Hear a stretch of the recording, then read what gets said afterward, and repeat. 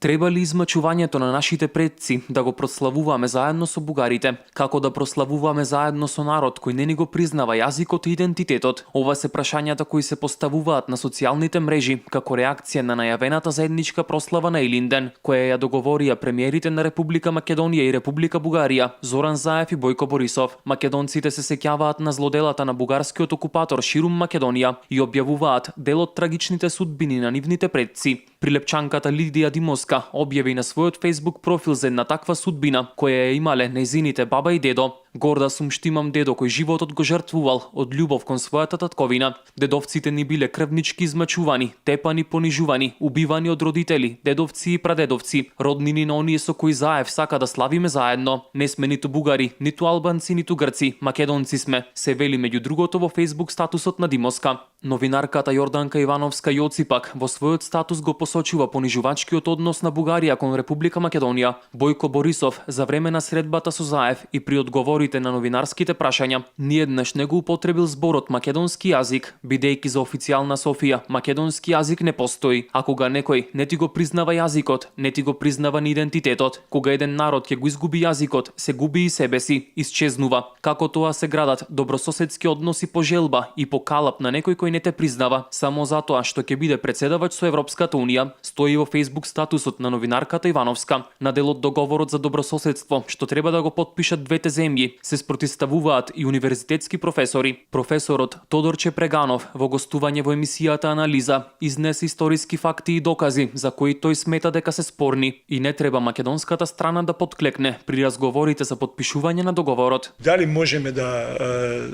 едно време да заедно да чествуваме заеднички празници, како ќе ги определиме кои ќе бидат тие празници историски, за да седнеме, за да се договориме, затоа што политичарите ја користат историјата во одредени моменти. Меѓутоа, дали тоа може историски да се избалансира? Што да биде за чествување? Затоа што преговорите падна затоа што Илинден е македонски празник. Илинден живее во меморијата на македонскиот народ.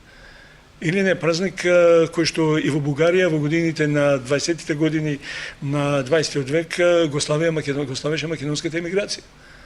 Бугарите не го чувствуваат овој празник за свој. Тие сакаат да го поврзат со Илинденско преображенското востание и да се чествува заедно тој празник. Меѓутоа историјата ни зборува сосема друго, дека колективната меморија на македонецот е поврзана со Илинденското востание. Во врска со средбата во Софија на премиерите на Македонија и на Бугарија, Омо Илинден Пирин соопшти дека секогаш и искрено поддржувала воспоставување на добрососедство меѓу двете земји на рамноправна, принципиелна и пријателска основа, но дека за траен и успешен нов договор за добрососедство, освен посочените принципи, треба да биде вклучено и прашањето за македонското малцинство во Бугарија и бугарското во Македонија. Според Омо Илинден Пирин, ако сака вистинско зближување, Бугарија треба да започне да размислува за нова стратегија на отповикување на досегашната негаторска политика, која е вистинската и единствената причина за недоразбирањата меѓу двете држави.